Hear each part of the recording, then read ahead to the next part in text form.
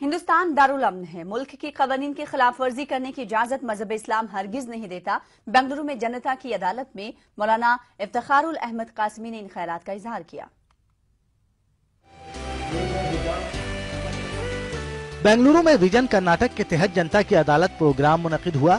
عوام کے ڈھیر سارے سوالات کا جواب دینے کے لیے حاضر تھے جمعیت علماء ہند کے ریاستی صدر مولانا افتخار احمد قاسمی۔ پروگرام کے کنوینر اور کرناٹک ہائی کورٹ کے سینئر ایڈوکیٹ ایوب احمد خان نے کئی موضوعات پر مولانا سے سوالات پوچھے۔ یہاں پر شریعت کی پابندی ضروری نہیں سمجھتے، یہ غلط ہے۔ گناہ کرنے پر بھی شرمندہ نہیں ہوتے، جرم کرنے سے بھی نہیں رک پاتے، ٹیکس کی چوری کرتے ہیں، قانون توڑتے ہیں اور کہتے ہیں کہ چلو نماز پڑھ لیا، حج عمرہ کر لیا، گناہ سے پاک ہو گئے۔ نہیں، یہ غلط ہے۔ یہ دارالامن ہے، یہاں ہمیں اپنے مذہب پر عمل کرنے میں کوئی رکاوٹ نہیں ہے اور ہمارے لیے یہاں پریشانیاں کم ہیں، سہولیات زیادہ ہیں۔ بعض پریشانیاں جو ہے ہم اپنے اعمال سے کھڑے کر لیے۔ پروگرام میں مولانا کی نجی زندگی کے متعلق بھی سوالات پوچھے گئے۔ مولانا نے اس شبہ کو مسترد کیا کہ کسی کمپنی سے انہیں موٹی رقم ملی تھی۔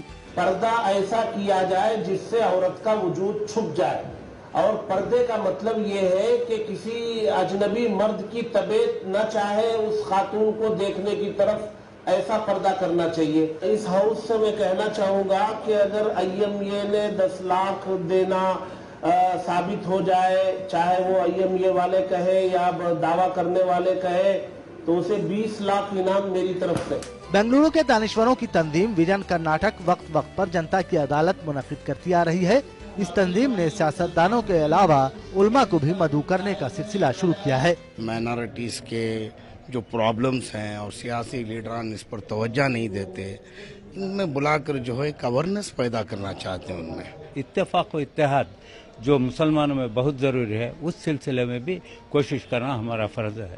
انشاءاللہ ہم جو ہے نیکسٹ اہل حدیث کا پروگرام کریں گے۔ پروگرام میں تبلیغی جماعت میں پیدا ہوئے اختلافات پر بھی بحث ہوئی۔